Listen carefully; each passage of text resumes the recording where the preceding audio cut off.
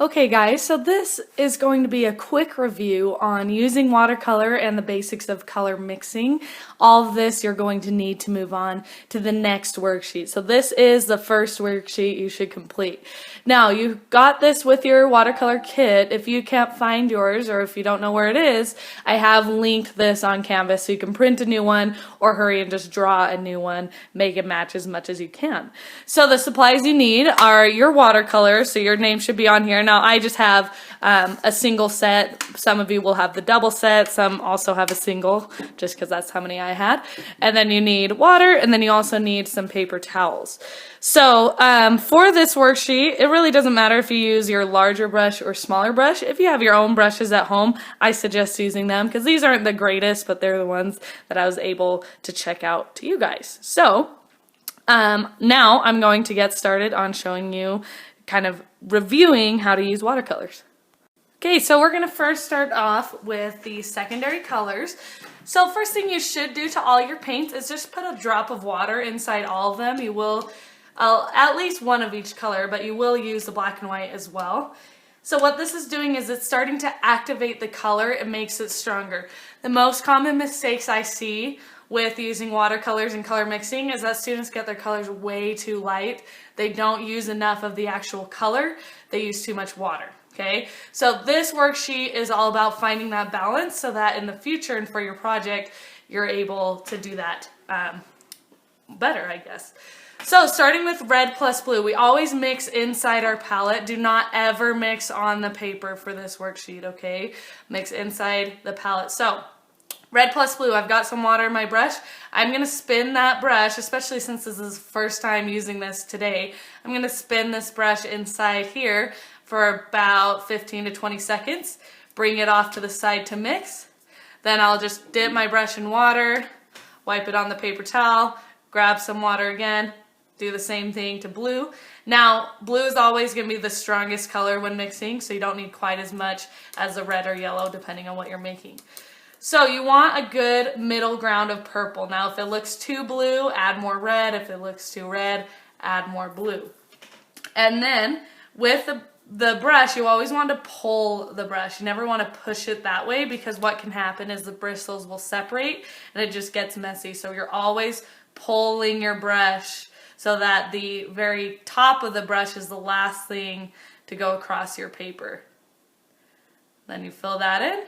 And if it's strong enough the first time, perfect, you're ready to move on. Now I'm going to show you a common mistake, what students will do incorrectly. So same thing, I'll get some yellow, and then I'm going to grab some blue, and I'm going to show you what I often see with students. Now look how light that color is. Definitely not a strong color, not what we want to use for our projects. The mistake here is not enough time spent spinning your brush inside your paint palette, inside the pigments themselves. So if your colors end up light like that, all you need to do is remix it and paint over it again.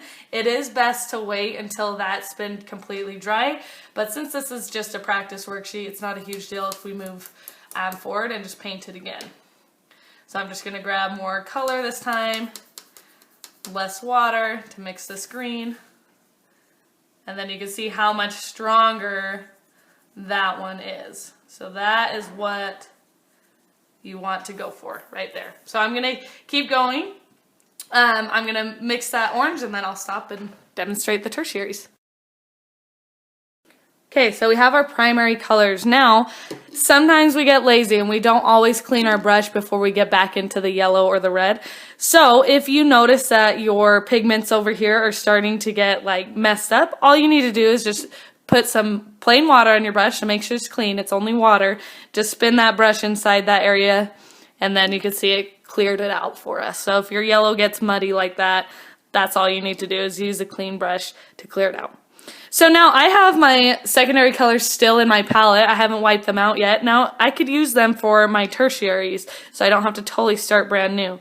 So let's see, we have purple here. So it's red plus purple equals red purple. So I can just grab a little bit of red, mix it in part of my purple, and then get red purple. So I'm just saving myself time from making more purple I already have some made there, so might as well use it.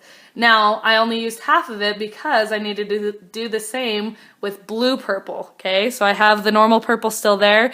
This time, instead of grabbing red, I'm gonna grab some blue, mix it in this half, and it looks like I got too much. So I can just mix in that red purple, maybe even need to add a tiny bit of red. And then I got my blue purple. Now, the important thing here is to look at your secondary colors, make sure they don't look the same as your tertiary colors. So my blue purple and my red purple do look different than my normal purple right there. And that's what you want. Okay, so the important thing to check is, number one, do any of these look like normal red, normal yellow, or normal blue? If not, perfect. You're good so far.